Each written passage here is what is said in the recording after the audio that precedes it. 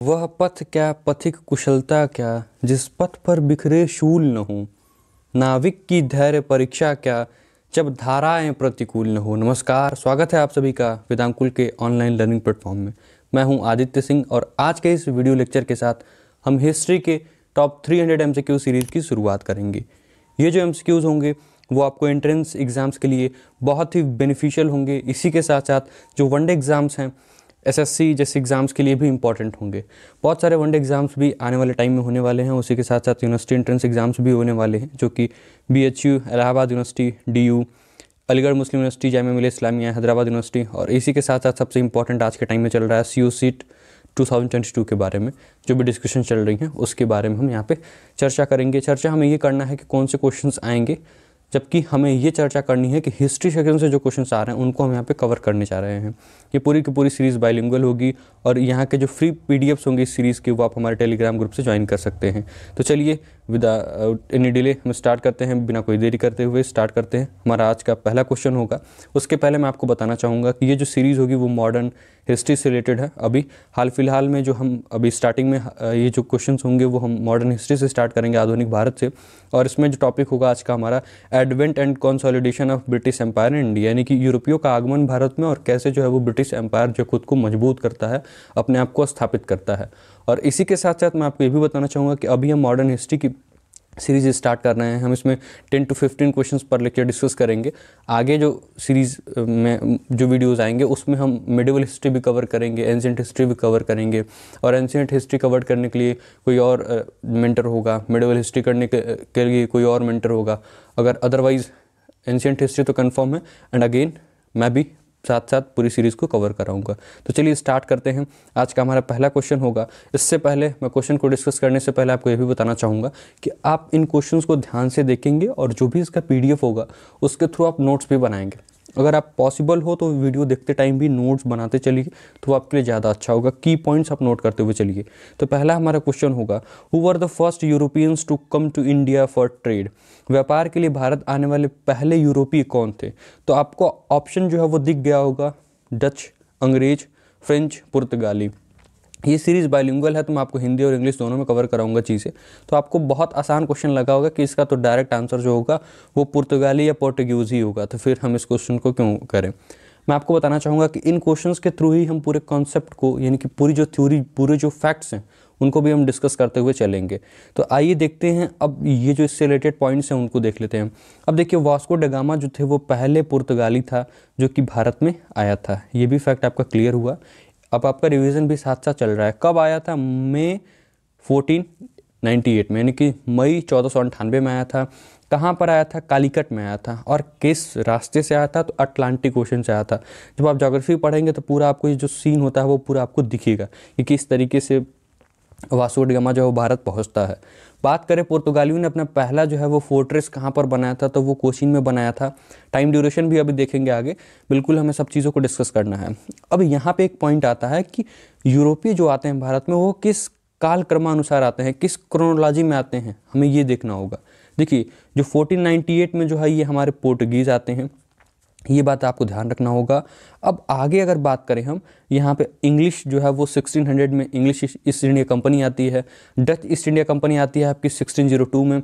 Danish east India company आती है आपकी 1616 में, ठीक है। यानी 1602 में आपके डच आते हैं। उसके बाद से यहाँ पे डैनिश आते हैं 1616 में। फ्रेंच ईस्ट इंडिया कंपनी आपकी आती है 1664 में, यानी 1664 में। अब आपको ध्यान रखना होगा, बहुत सारे कन्फ्यूजन्स भी होते हैं, तो इन कन्फ्यूजन्स को आप दूर रखिएगा। अब मैं आपको बताता हूँ आगे। ये जो इंग्लिश हैं उनकी फर्स्ट फैक्ट्री कहाँ पे लगती है? तो सूरत में लगती है, ठीक है। ये फैक्ट आप बिल्कुल याद रखिएगा। एक कन्फ्यूजन आपको सबसे बड़ा ये मिलेगा कि ये 1608 में लगती है ये फैक्ट्री या फिर 1613 में लगता है। तो मैं आपको एक फैक्ट यहाँ पे क्लियर करना चाहूँगा कि 1608 में इन लोगों ने डिसाइड किया था कि हमें जो है वो एक फैक्ट्री ओपन करनी है सूरत में। लेकिन परमानेंटली जो फैक्ट्री होती है, ब्रिटिश फैक्ट्री जो होती है पहली, यानी कि फर्स्ट परमानेंट ब्रिटिश फैक्ट्री जो होती है वो 1613 में स्थापित होती है, सूरत में स्थापित होती है। अब देखिए, शुरुआत में ये क्यों 1608 में नहीं स्थापित कर पाए थे? तो जो पुर्तगाली थे उनका दखल की वजह से ये स्थापित नहीं कर पाए थे। जबकि ब्रिटिशर्स ने मसूलीपट्टनम में 1611 में, कब? 1611 में जो है वो एक टेम्पोररी अपनी फैक्ट्री लगाई थी, बट परमानेंट फैक्ट्री कहाँ पे लगाई थी, तो वो सूरत में लगाई थी। और जब भी ऑप्शन में आपको पूछेगा कि अंग्रेजों ने प्रथम फैक्ट्री कहाँ पर स्थापित की, तो आप हमेशा सूरत ही टिक करेंगे और आपका जो आंसर होगा वो सूरत ही होना चाहिए। ऑल राइट, आगे चलते हैं। टाइम ड्यूरेशन नहीं पूछता है, टाइम पे आपको थोड़ी कन्फ्यूजन से, इसलिए टाइम ड्यूरेशन आपसे नहीं पूछता है। आगे बात करते हैं, डच जो है वो अपनी पहली फैक्ट्री कहाँ पर लगाते हैं, तो ये बिल्कुल फैक्ट यहाँ पे क्लियर है कि मसूलीपट्टनम में लगाते हैं, 1605 ईस्वी में लगाते हैं, इसमें कोई भी डाउट नहीं है आपको, तो यहाँ पे कोई भी आपको कन्फ्यूजन नहीं रखना होगा। बात करते हैं डेनिस के बारे में, तो डेनिस जो है अपनी फर्स्ट फैक्ट्री लगाते हैं ट्रांक्यूबर में 1616 में, ये भी फैक्ट बिल्कुल क्लियर है, आपको याद रखना होगा, इसमें भी कोई कन्फ्यूजन नहीं। फ्रेंच जो है अपना फर्स्ट फैक्ट्री लगाते हैं, ये सूरत में लगाते हैं। कहाँ पे लगाते हैं, तो ये सूरत में लगाते हैं अपनी फर्स्ट फैक्ट्री। और वो टाइम ड्यूरेशन क्या होता है, तो 1667 और 1668, इन दोनों डेट्स के बीच में कन्फ्यूजन्स हैं। मैं आपको सारी चीज़ आपको क्लियर कराना चाहूँगा। ऑप्शन में अगर आपको ये दोनों मिले तो आप इनमें से जो है वो 1668 ही लगाइएगा, बट अगर ऑप्शन में दोनों नहीं रहे तो आप दोनों में से कोई एक टिक कर, अगर ऑप्शन में इन दोनों में से कोई एक रहे तो आप इन दोनों में से कोई एक भी टिक करेंगे, तो आपका ऑप्शन जो होगा वो बिल्कुल सही होगा। तो ये सारे फैक्ट आपको ध्यान रखना होगा। ये कोचीन से रिलेटेड मैं आपको जो फैक्ट है वो आगे बताऊंगा कि पुर्तगालियों ने कोचीन में जो अपना पहला फैक्ट्री कहें या फिर फोर्ट्रेस स्थापित किया था वो किस ईयर में किया था, ये भी मैं आपको बताऊँगा। ठीक है, मैं आपको चीज़ें जो है वो सिस्टमेटिकली कवर करना चाह रहा हूँ, इसलिए आपको बिल्कुल भी परेशान नहीं होना। आप स्क्रीनशॉट भी ले सकते हैं और बाद में चीज़ों को भी डिस्कस कर सकते हैं। तो फिर से मैं एक बार यहाँ पे चीज़ें आपको कंफर्म कराना चाहूँगा। ये जो फैक्ट है ना, ये बहुत इंपॉर्टेंट है, इसको आप बिल्कुल ध्यान रखिएगा। बहुत सारे कन्फ्यूजन्स होते हैं आपके, और यहाँ पे भी ये जो फ्रेंच के बारे में भी है वो भी बहुत सारे कन्फ्यूजन्स होते हैं। पुर्तगाली हमारे देश में सबसे पहले आते हैं 1498 में, और सबसे बाद में जाते हैं। कब जाते हैं, 1961 में जाते हैं। ये भी फैक्ट आपको बिल्कुल ध्यान रखना होगा। ठीक है, गोवा से जाते हैं। और फ्रेंच जो है वो सबसे लेट आते हैं और सबसे पहले भी हमारे देश से चले जाते हैं। तो ये सारे फैक्ट इतने कवर हुए हैं इस क्वेश्चन के थ्रू। आगे चलते हैं। अब हमारा अगला क्वेश्चन हमसे कह रहा है, उससे पहले मैं आपको बताना चाहूँगा कि हमारे स्मार्ट कोर्सेज भी लॉन्च हो चुके हैं। अगर आप ह्यूमैनिटीज़ से रिलेटेड सब्जेक्ट्स की तैयारी करना चाहते हैं, BHU, BA, BLLB, LLB और ऐसे जो भी यूनिवर्सिटीज़ हैं, जामिया मिलिया इस्लामिया, अलीगढ़ मुस्लिम यूनिवर्सिटी, इलाहाबाद यूनिवर्सिटी, इन सारे के लिए हमारे कोर्स आ चुके हैं। इनके फीचर्स क्या है मैं आपको जल्दी से बताता हूँ। लाइव एंड रिकॉर्डेड लेक्चर्स मिलेंगे आपको, PDF नोट्स भी मिलेंगे, PYQs की पूरी एक सीरीज़ होगी डिटेल्ड सॉल्यूशन के थ्रू। टॉपिक वाइज आपको टेस्ट कराए जाएंगे। गूगल मीट पे हमारे सेशंस भी होंगे जिनको हम रिकॉर्ड करके आपको देंगे, उसकी रिकॉर्डिंग।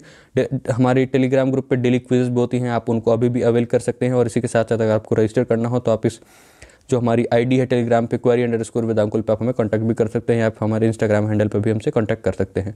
तब तक के लिए हम अपने अगले क्वेश्चन की तरफ चलेंगे। Among the following factories in Bengal the one established by Portuguese was. अब हमसे क्वेश्चन ये पूछा जा रहा है कि बंगाल में निम्नलिखित कारखानों में से एक पुर्तगालियों द्वारा स्थापित किया गया था। तो इसका जो सही उत्तर होगा, जो करेक्ट आंसर होगा, वो कासिम बाजार नहीं होगा, चिंसुरा भी नहीं होगा, श्रीरामपुर भी नहीं होगा। तो जो करेक्ट आंसर होगा, सही उत्तर जो होगा वो हुगली होगा। ठीक है, अब आगे इसके बारे में हम फैक्ट्स डिस्कस कर लेते हैं। देखिए यहाँ पे आपको फैक्ट्स बिल्कुल दिख रहा होगा। Ghiyasuddin Mahmud Shah permitted the Portuguese, यानी पुर्तगालियों को उसने परमिशन दिया था to establish factories at Chittagong and Hooghly. और हमारे पास ऑप्शन में क्या था, हुगली था। तो हुगली जो है बिल्कुल सही उत्तर है, करेक्ट आंसर है। चिटागोंग अब जो है वो बांग्लादेश में पड़ता है, एक अच्छा शहर है, वहाँ का एक बड़ा शहर है। हुगली, नाउ हुगली अब इसके नाम से जाना जाता है। Was founded by the Portuguese in 1537, यानी कि 1537 में इसकी स्थापना हुई थी। ये भी फैक्ट आपको याद रखना होगा। Following the decline of Satgaon the mercantile capital of lower Bengal, ये जो था वो जब सतगांव का जो है वो पतन हो रहा था तो ये जो है वो मर्केंटाइल कैपिटल बन गई थी। कहाँ का, बंगाल का, जो निचला बंगाल था, लोअर बंगाल था, वहाँ का ये कैपिटल बन गया था। खैर ये आपसे एग्जाम में नहीं पूछा जाएगा, उतना इंपॉर्टेंट फैक्ट नहीं है, तो आप बिल्कुल इसको एक्स्ट्रा बर्डन के रूप में याद मत करिए। चिंसुरा के बारे में बात करें, बस मैंने ऐसे डिस्कस कर दिया था। चिंसुरा जो है वो एक इंपॉर्टेंट 17th सेंचुरी सेटलमेंट था डच का। जो डच लोग थे उनका क्या था, ये 17th सेंचुरी में एक बहुत ही इंपॉर्टेंट सेटलमेंट था, एक बंदोबस्त कह लें या फिर एक सेटलमेंट कह सकते हैं। चिंसुरा ये भी कहाँ पड़ता है, तो ये भी वेस्ट बंगाल में ही पड़ता है। ठीक है, ये भी वेस्ट बंगाल में ही पड़ता है। तो चलिए ये सारे फैक्ट्स आपको क्लियर हुए। अब यहाँ से ये सारे जो प्लेसेस हैं वो सारे के सारे वेस्ट बंगाल में ही पड़ते हैं। अगले क्वेश्चन की तरफ चलते हैं। हमारा थर्ड क्वेश्चन है, who among the following is connected with the blue water policy cartaz system, निम्नलिखित में से कौन नीली जल नीति से संबंधित है। हमारा प्रश्न हमसे यही पूछ रहा है कि ये जो चार ऑप्शंस हैं इनमें से कौन जो है वो नीली जल आपकी जो नीति है उससे संबंधित है या फिर रिलेटेड है। तो इसका जो सही उत्तर होगा वो डी अल्मीडा होगा। क्या वो अल्बुकर्क होगा, क्या वो डुप्लेक्स होगा, क्या वो रॉबर्ट क्लाइव होगा? तो जो करेक्ट आंसर इसका होगा वो फ्रांसिस्को डी अल्मेडा होगा। ठीक है, option 1 will be the exact answer of this question. अब देखिए, अब आपके मन में आ रहा होगा कि ब्लू वाटर पॉलिसी क्या थी। तो देखिए, जो फ्रांसिस्को डी अल्मेडा थे, उनका ये कहना था कि जो पोर्टुगीज हैं, जो पुर्तगाली हैं, वो भारत में टेरिटोरियल एम्पायर नहीं स्थापित करें। उनका ये कहना था कि हमें जो है अपने जो समुद्र पे जो हमारी सुप्रीमेसी है, जो सी ट्रेड पे हमारी सुप्रीमेसी है, और जो हमारी वाणिज्य, जो हमारी कॉमर्शियल ट्रांजैक्शन पे सुप्रीमेसी, हमें उसी को जो है वो स्थापित करके रखना है। उनका ये कहना था कि हमें भारत में जो है वो कोई साम्राज्य बनाने की आवश्यकता नहीं है। उनका ये कहना था कि हमें जो अपने समुद्र मार्ग के माध्यम से जो हमारा व्यापार चल रहा है, उस पर हम अपनी सर्वोच्चता या फिर जो संप्रभुता है, या फिर उस पर हम अपनी बिल्कुल पकड़ ग्रिप बना के रखनी है, ये इनका मानना था। तो यही पूरी पॉलिसी थी। आपको ब्लू वाटर से ही समझ में आएगा कि यहाँ पे समुद्र से रिलेटेड कुछ होगा जरूर। ठीक है, ये सारे फैक्ट क्लियर हुए, हम आगे चलते हैं। और अब देखिए, यहाँ पे कुछ की पॉइंट्स हैं। Francisco de Almeida introduce blue water policy, जिसे हम कार्टे सिस्टम के नाम से भी जानते हैं। अब Francisco de Almeida was appointed as the first Portuguese governor in India. ये भी आपको फैक्ट याद रखना होगा। अब आपसे क्वेश्चन पूछ देगा कि who was the first Portuguese governor in India, तो आपको ऑप्शन टिक करना होगा फ्रांसिस्को डी अल्मेडा। ऑलराइट, अब आगे बात करते हैं अल्फोंसो डी अल्बुकर्क के बारे में, who replaced Almeida as the governor in 1509। ये जो है वो अल्मेडा के बाद ये हमारे यहाँ के पोर्टुगीज गवर्नर यानी पुर्तगाली गवर्नर बनते हैं, और ये गोवा को कैप्चर कर लेता है। ठीक है, अब किससे कैप्चर करता है? गोवा उस टाइम सुल्ताना बीजापुर के पास में था, उनसे ये कैप्चर कर लेता है गोवा को, और 1510 में, ठीक है, ये जो है वो कैप्चर करता है। 1509 में, 1509 में ये हमारे यहाँ का गवर्नर बनता है, पुर्तगाली गवर्नर, और उसके बाद से 1510 में गोवा को कैप्चर करता है, और उसके बाद से इसको जो है वो real founder of the Portuguese power India के नाम से जाना जाता है। यानी कि भारत में पुर्तगाली शासन का जो वास्तविक संस्थापक होता है वो किसको जाना जाता है? तो वो अल्फोंसो डी अल्बुकर्क को उस नाम से जाना जाता है कि वही जो है वो भारत में पुर्तगाली शासन का वास्तविक संस्थापक था। ये सारे फैक्ट आपको क्लियर हुए। रॉबर्ट क्लाइव के बारे में आप लोग बिल्कुल अच्छे से जानते हैं। 1757 का जो बैटल ऑफ प्लासी है वो कौन भूल सकता है। डुप्लेक्स के बारे में आप मुझे जो है वो कमेंट बॉक्स में बताएंगे कि ये डुप्लेक्स कौन थे। ठीक है, बहुत इंपॉर्टेंट नहीं है हमारे एग्जाम पर्सपेक्टिव से, हम एक्स्ट्रा चीज़ें डिस्कस नहीं करेंगे। और यहाँ पे रॉबर्ट क्लाइव के बारे में आप बिल्कुल डिटेल में लिख सकते हैं। चलिए आगे चलते हैं। हमारा अगला क्वेश्चन है, which of the following British companies got the first charter permitting them to trade in India through sea to route. ठीक है, मैंने हमसे क्वेश्चन ये पूछ रहा है कि निम्नलिखित में से किस ब्रिटिश कंपनी को समुद्री मार्ग से भारत में व्यापार करने की अनुमति देने वाला पहला चार्टर मिला था? तो इसका जो डायरेक्ट आंसर है वो आप याद रखिए, लिविएंट कंपनी थी। वो कंपनी का नाम क्या था? तो ये लिविएंट कंपनी था। ये आपको बहुत इंपॉर्टेंट है, याद रखना होगा। इसके बारे में बहुत कुछ डिटेल आपको डिस्कस करने की ज़रूरत नहीं है, सीधे सीधे आप इनको कट करिए और जो ये करेक्ट आंसर है उनको आप याद रख लीजिए। इसके बारे में बहुत डिटेल वे में डिस्कस करने की भी ज़रूरत नहीं है, सीधे सीधे डायरेक्ट स्ट्रेट फॉरवर्ड आपसे क्वेश्चन पूछा जाता है। चलिए आगे चलते हैं। हमारा अगला क्वेश्चन होगा, the first factory of the east India company was established in. देखिए वही क्वेश्चन आ गया जो मैं आपको ऑलरेडी बता चुका हूं, तो आप इसका डायरेक्ट आंसर टिक करेंगे, सूरत में स्थापित किया गया था। अब कब किया गया था इसके बारे में भी डिटेल वे में हम अभी आगे जान लेते हैं। देखिए मैंने आपको पहले ही बताया, the first factory of East India company was built at Surat in 1613। वही चीज़ मैंने आपको पहले ही बताया था कि 1608 और 1613 में आपको कन्फ्यूजन होंगे। तो ये जो है इस टाइम पे आपका इस्टेब्लिशमेंट की बात करी गई थी, बट इस्टेब्लिश कब हुआ था? तो वो 1613 में आपका इस्टेब्लिशमेंट हो गया था। The French set up their first factory at Surat in 1668। जो फ्रांसीसी थे, जो फ्रेंच ईस्ट इंडिया कंपनी थी जो कि 1664 में इस्टेब्लिश हुई थी, उन्होंने भी सूरत में ही अपनी पहली जो है वो फैक्ट्री लगाई। लेकिन कब लगाई थी? तो 1668 में लगाई थी। Portuguese establish there first factory in India at Calicut. देखिए मैंने आपको ऑलरेडी बताया था, कालीकट में किया था, टाइम नहीं बताया था। टाइम अब यहाँ पे बता दिया मैंने आपको। 1500 में उन्होंने अपनी पहली फैक्ट्री लगाई थी। और कहाँ पे लगाई थी अपनी पहली फैक्ट्री? तो उन्होंने कालीकट में लगाया था। और दूसरा कहाँ पे लगाया था? तो कोचीन में लगाया था। ठीक है, यानी ये सारे जो है वो साउथ इंडिया के ही पार्ट हैं, आपको बिल्कुल ध्यान रखना होगा। Dutch establish there first factory in Masulipatnam in 1605 AD। मैंने आपको ऑलरेडी बता के रखा है, तो यहाँ पे ये सारे फैक्ट्स आपको क्लियर हो रहे होंगे। आई होप कि आपको ये क्लास, ये लेक्चर बहुत इंटरेस्टिंग लग रहा होगा। तो चलिए, और भी ऑप्शंस हमने डिस्कस किए। अब पौंडीचेरी के बारे में बात करें तो पौंडीचेरी जो है वो फ्रांस जब यहाँ पे आए थे, फ्रांसीसी कह सकते हैं, जो फ्रेंच थे उनका ये कैपिटल भी था। ठीक है, फ्रांसीसियों का ये कैपिटल भी था। जो फ्रेंच हमारे पर यहाँ पर आते हैं उनका ये कैपिटल भी हुआ करता था। पुणे आज के महाराष्ट्र में पड़ता है। गोवा के बारे में आप जानते ही है अच्छे से, इसकी कैपिटल जो है पणजी में है। ऑल राइट, अब बिल्कुल जानते हैं सूरत जो है हमारा वो गुजरात में पड़ता है। ये सारे फैक्ट आपको क्लियर हो गया है। तो चलिए आगे चलते हैं। हमारा अगला क्वेश्चन कह रहा है हमसे, Bombay was taken over by the English East India company from. Bombay को इंग्लिश ईस्ट इंडिया कंपनी ने किससे लिया था? तो इसका जो एग्जैक्ट आंसर होगा वो डच नहीं होगा, वो फ्रेंच भी नहीं होगा, वो डैनिश भी नहीं होगा। The correct answer would be, अब लास्ट ऑप्शन बचता है तो भाई यही सही उत्तर हो जाएगा हमारा। और सही उत्तर क्या हो जाएगा? पुर्तगालियों से जो है वो इंग्लिश ईस्ट इंडिया कंपनी ने बॉम्बे को लिया था। कैसे लिया था, इसके पीछे क्या स्टोरी है, उसको भी समझ लेते हैं। देखिए, जो financial capital of the country है हमारी, यानी कि जो हमारे देश की वित्तीय राजधानी है वो क्या है? मुंबई। हमें भी पता है, आप सबको पता है। ये उस टाइम पे बॉम्बे के नाम से जाना जाता था। और ये जो है वो एक डावरी यानी कि दहेज के रूप में दिया जाता है। ये किंग चार्ल्स सेकंड को जो है वो दहेज के रूप में दिया था। अब किसके द्वारा दिया जाता है? तो ये पुर्तगाली थे। और ये जो है ये पुर्तगाली किससे शादी किए थे तो इनको दहेज के रूप में दिया जाता था? तो ये कैथराइन डी ब्रैगेंजा, ठीक है, जो कि सिस्टर थी, किसकी बहन थी? तो ये जो पुर्तगाल में शासक थे यानी कि किंग ऑफ पोर्टुगल थे 1662 में, जब 1662 में जो पुर्तगाल के राजा थे उनकी बहन से कैथराइन डी ब्रैगेंजा से जो शादी की गई थी, उसके थ्रू जो है यानी कि उस शादी में जो डावरी थी वो बॉम्बे को एज अ डावरी दिया गया। किसको दिया गया था? तो वो चार्ल्स सेकंड को दिया गया था। ये जो कि ब्रिटेन के महाराजा थे, ये राजा थे आप कह सकते हैं, या फिर इंग्लैंड के राजा थे। तो उनको जो है एक डावरी के रूप में, दहेज के रूप में दिया गया था। आप आसानी से समझ सकते हैं। ये पूरी स्टोरी थी इसके पीछे। मैंने आई होप कि आपको चीज़ें क्लियर कर दी हैं, आपको समझ में भी आया होगा। आगे बात करते हैं, French east India company was constituted during the rain of. जो फ्रेंच ईस्ट इंडिया कंपनी की स्थापना हुई थी वो किसके शासनकाल के दौरान हुई थी? क्या वो लुई 14 थे? क्या वो लुई 13 थे? क्या वो लुई 15 थे? क्या वो लुई 16 थे? आपको ये सारे फैक्ट बताने होंगे। तो 13 बिल्कुल भी नहीं थे, 15 भी नहीं थे, 16 भी नहीं थे। तो फिर ऑप्शन कौन सा बचता है? आपका लुई 14 बचता है। अब हिंदी में इसको लुई बोलते हैं, ठीक है, इनको कुछ ऐसे लिखा जाता है लुई, तो आप थोड़ा सा ध्यान रखेंगे, ठीक है। जो हिंदी मीडियम वाले लोग हैं, लुई ऐसे लिखा जाता है। ऑल राइट, चलिए, लुई 14 के टाइम पे जो है वो इसकी स्थापना हुई थी, मैंने आपको ऑलरेडी बताया भी है। अब आगे भी फैक्ट डिस्कस कर लेते हैं। The French east India company was formed in 1664। मैंने आपको बहुत पहले बताया कि 1664 में इसकी स्थापना हुई थी।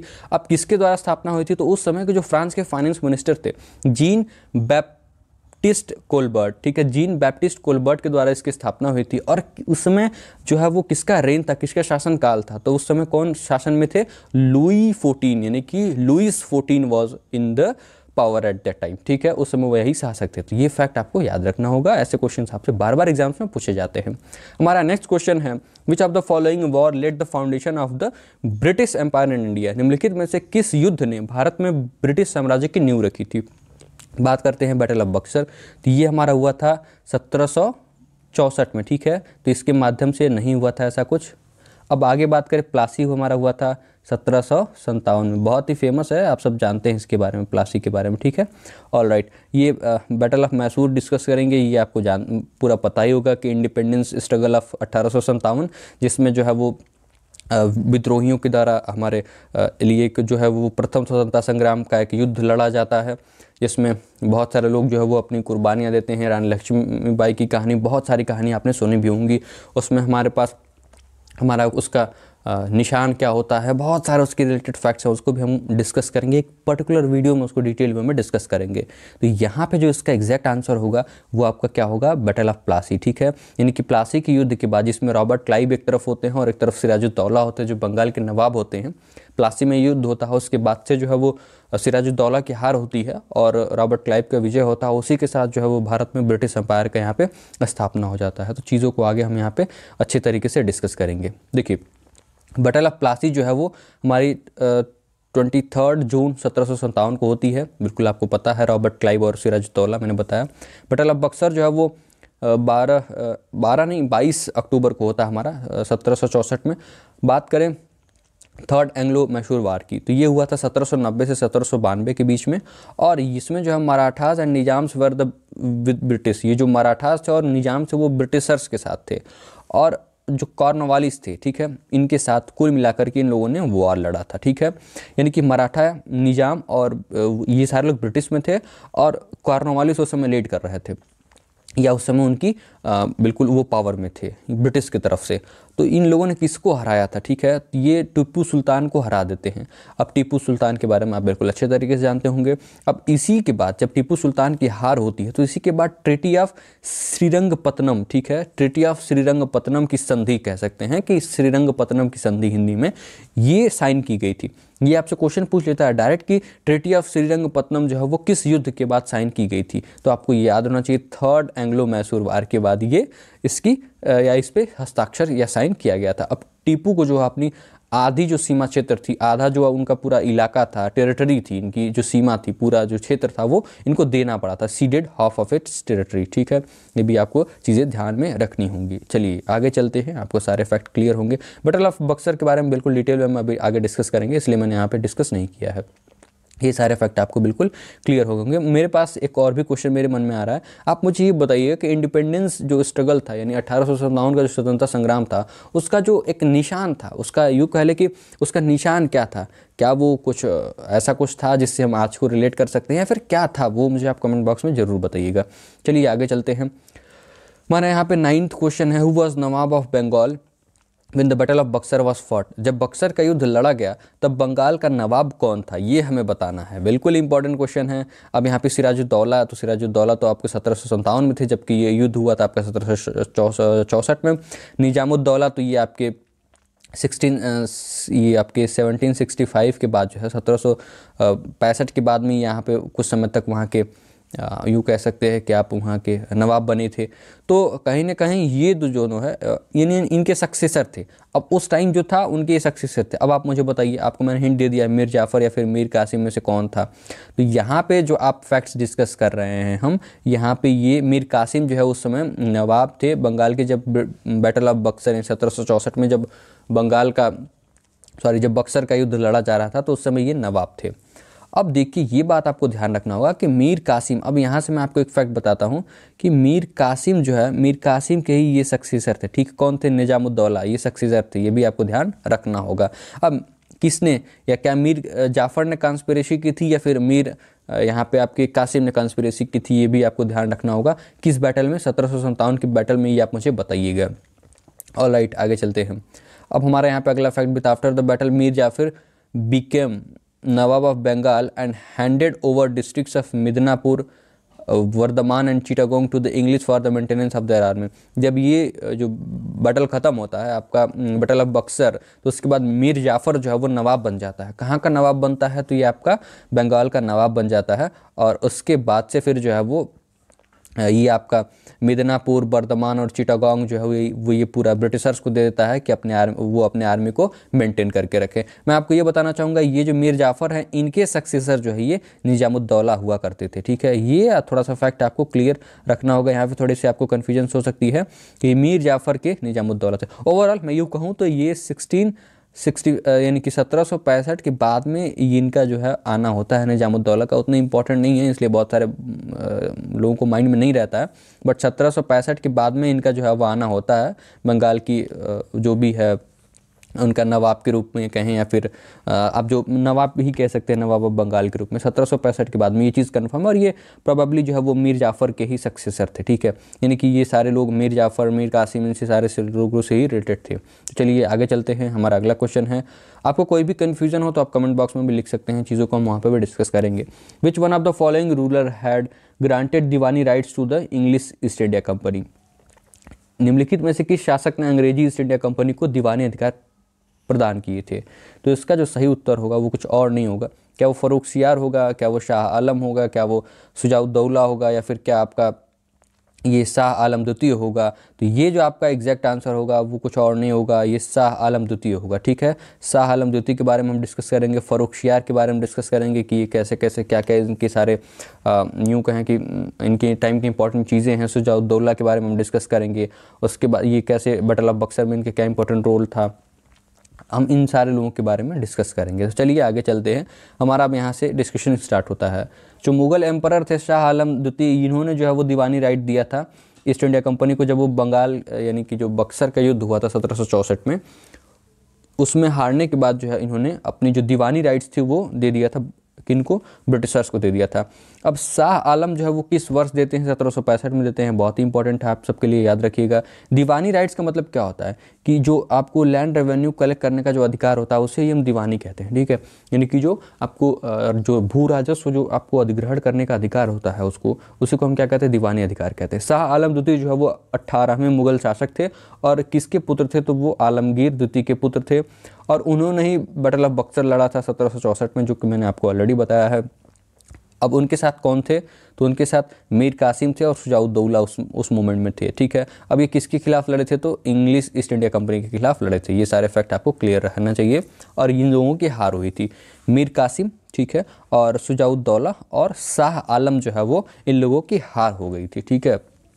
और इसी के बाद जो है वो, इस हार के बाद 1764 में जब ये हार रहे थे ये लोग, बैटल ऑफ बक्सर में जब इन लोगों की हार हो गई बक्सर की युद्ध में, तो ट्रीटी ऑफ इलाहाबाद साइन किया गया था। अब शाह आलम द्वितीय के द्वारा ये साइन किया गया था और अंग्रेज उस टाइम पे थे और 1765 में ये सिग्नेचर हुआ था, यानी ट्रीटी ऑफ इलाहाबाद, यानी कि इलाहाबाद की संधि हुई थी। ये सारे फैक्ट भी आपको याद रखने होंगे। चलिए आगे चलते हैं। अब हम फर्रुखशियार के बारे में चीज़ों को डिस्कस करेंगे कि इनसे क्या इंपॉर्टेंट चीज़ थी। चौथ और सरदेश मुखी नाम का जो टैक्स हुआ करता था वो बहुत इंपॉर्टेंट टैक्स है। ये पूछा जाता है कि चौथ जो टैक्स है वो किससे रिलेटेड है, तो फर्रुखशियार से। सरदेश मुखी टैक्स जो है वो किससे रिलेटेड है, ये भी आपको फर्रुखशियार से रिलेटेड है। अब देखिए, ये जो है वो मराठा लैंड में पेशवा बालाजी विश्वनाथ को इन्होंने परमिशन दे दी थी कि आप जो है वो मराठा लैंड में चौथ और सरदेश मुखी टैक्स जो है वो आप कलेक्ट कर सकते हैं या फिर उसको आप ले सकते हैं, ठीक है। Farrukhsiyar accredited the success to Sayyid brothers Abdullah Khan and Hussain Ali Barha. मतलब जो इसकी सक्सेस थी, जो भी इसकी सफलता थी, उसको ये क्रेडिट देता था अब्दुल्ला खान और हुसैन अली खान बरहा को। ये बहुत इंपॉर्टेंट नहीं है बट इंपॉर्टेंट इनका ये बिल्कुल ध्यान रखिएगा। चौथ एंड सरदेश मुखी जो टैक्स है बहुत इंपॉर्टेंट है, पूछ लिया था कि किसने लाया था, तो ये फर्रुखशियार लाए थे और उन्होंने पेशवा बालाजी विश्वनाथ को इन्होंने कह दिया था कि आपको परमिशन है, आप चौथ और सरदेश मुखी टैक्स जो है उसको आप कलेक्ट कर सकते हैं मराठा लैंड में। शाह आलम फर्स्ट के बारे में बात करते हैं। ही was the son of Mughal emperor Aurangzeb who succeeded him after his death. तो देखिए 1707 में जो है वो इनका ये कहे कि सत्ता में आते हैं जब औरंगजेब की डेथ हो जाती है और इनको जो है बहादुर शाह प्रथम के नाम से जाना जाता है। और ये भी आपको ध्यान रखना होगा कि he fought the battle of Jajau in 1707। 1707 में जो है ये जाजाऊ का युद्ध लड़ते हैं अपने भाई के साथ मोहम्मद आजम शाह, ठीक है। ये बहुत इंपॉर्टेंट बैटल नहीं है बट आपसे डायरेक्ट क्वेश्चन पूछ लिया जाता है कि बैटल ऑफ जाजाऊ कब हुआ था, तो 1707 में हुआ था अपने, और किसने लड़ा था, तो शाह आलम ने लड़ा था, ठीक है। अब इसकी इनके अगेंस्ट में कौन था वो आप मुझे कमेंट बॉक्स में बताइएगा, या फिर हम जब बैटल्स को डिस्कस करेंगे तो वहाँ पे भी हम चीज़ों को डिटेल में डिस्कस कर सकते हैं। चलिए आगे चलते हैं। शाह आलम को हम फर्स्ट को हमने कवर कर लिया है। हम यहाँ पे बात करते हैं, यहाँ पे ये देखिए। अब देखिए एक चीज़ और भी इम्पॉर्टेंट है कि जब हम यहाँ पे चीज़ें डिस्कस कर रहे हैं, बहादुर शाह फर्स्ट हम इनको जानते हैं, ठीक है, लेकिन बहादुर शाह सेकंड कौन थे ये भी हमें जानना होगा। बहादुर शाह सेकंड जो होते हैं वो हमारे कब आते हैं, तो 1857 की जब क्रांति होती है तो उस समय जो थे हमारे वो बहादुर शाह द्वितीय थे और उन्हें हम बहादुर शाह जफर के नाम से भी जानते थे। ये भी फैक्ट आपको याद रखना होगा, आप बिल्कुल भी कंफ्यूज नहीं होंगे। चलिए आगे चलते हैं। शुजाउद्दौला जो थे वो कौन थे। He was the subedar and nawab of Awadh from 1754 to 1775। 1775 तक जो है ये 1754 से लेकर के 1775 तक जो ये बंगाल के अवध के जो ये क्या थे आपके सूबेदार थे, उसी के साथ साथ ये नवाब भी थे। अब ये जो है मुग़ल एम्परर शाह आलम और मीर कासिम के साथ जो है वो बैटल ऑफ बक्सर लड़ते हैं और उसमें हार जाते हैं। यही इनसे रिलेटेड फैक्ट्स हैं और आपको बिल्कुल याद रखना होगा, आपसे एग्जाम में पूछ लिया जाएगा। तो this was all about in this video. I hope कि आपको चीज़ें क्लियर हुई हो। अब कुछ भी डाउट हो, कोई भी कन्फ्यूज़न हो तो आप ज़रूर कांटेक्ट करिएगा कमेंट बॉक्स में। आप हमारे टेलीग्राम हैंडल पे भी हमसे कांटेक्ट कर सकते हैं। और इसका जो फ्री पीडीएफ होगा वो आपको हमारे ऑफिशियल टेलीग्राम ग्रुप यानी कि वेदांकुल_edu से मिल जाएगा। और इस पीडीएफ में जो है आपको एक लिंक भी दिख जाएगी, click on the link for detail solution. जब आप इस लिंक पे जो लास्ट स्लाइड पे आपका ये जो लिंक है इस पर क्लिक करेंगे तो ये जो लेक्चर आप सुन रहे हैं वो आपको डिटेल वे में लेक्चर भी मिल जाएगा। This was all about in this video. और हमें आप इंस्टाग्राम पे भी फॉलो कर सकते हैं, चैनल को सब्सक्राइब भी कर सकते हैं, चीज़ें आपको अच्छा लगे तो, और दूसरों तक भी शेयर कर सकते हैं। तब तक के लिए खुश रहिए, पढ़ते रहिए। आप सभी का बहुत बहुत धन्यवाद। जल्द मिलेंगे इस सीरीज़ के अगले लेक्चर के साथ। बहुत बहुत धन्यवाद।